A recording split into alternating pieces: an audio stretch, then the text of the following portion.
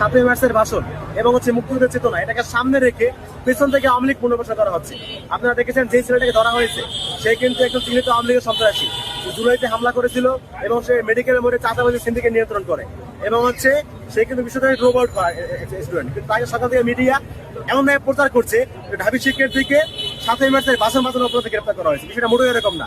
এখানে সম্পূর্ণ দেখতে পাচ্ছি আমরা 7ই মার্চের ভাষণ, মুক্তিযুদ্ধ এগুলোকে সামনে রেখে পেছনে আওয়ামী লীগকে পুনর্বাসন করা হচ্ছে। একটা বিষয় আমাদের ক্লিয়ার হতে হবে যে 7ই মার্চের ভাষণ কিংবা মুক্তিযুদ্ধ এগুলো আওয়ামী লীগ ছাত্রলীগ এদের একটু সম্পত্তি না। মুক্তিযুদ্ধ বাংলাদেশের আপামর জনগণের। সুতরাং মুক্তিযুদ্ধকে সামনে রেখে আওয়ামী লীগের সন্ত্রাসবাদের সামনে সরলীকরণ করে আওয়ামী লীগকে ছাত্রলীগকে পুনর্বাসন করার কোনো সুযোগ আমরা দিব না।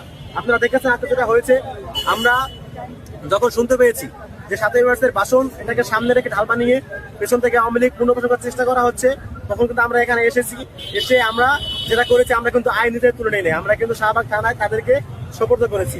সেই রিক্সা সহ আমরা শাহবাগ থানায় নিয়ে এসেছি। যেহেতু এখানে পুলিশ রয়েছে, প্রশাসন রয়েছে, তারা তাদের আইন অনুযায়ী ব্যবস্থা নেবে এবং আমরা এখানে দায়িত্বরত প্রশাসনকে দাবিও জানিয়েছি যে যারা এই ধরনের ঘটনা ঘটিয়েছে আপনারা একটু বুঝলেই এদের মধ্যে অনেক জুলাই গণহত্যার মামলা আসামে পেয়ে যেতে পারেন এবং এরা জুলাইয়ের পর থেকে নতুন করে সব লিগাররা বিভিন্ন উসিলায় মুক্তিযুদ্ধ, 7ই মার্চের ভাষণ ইত্যাদি চেতনাকে সামনে রেখে তারা ভেতরে ভেতরে সংগঠিত হচ্ছে এবং সেই সংগঠিত হওয়ার একটা প্রক্রিয়া হিসেবেই তারা এখানে জড়ো হয়েছে।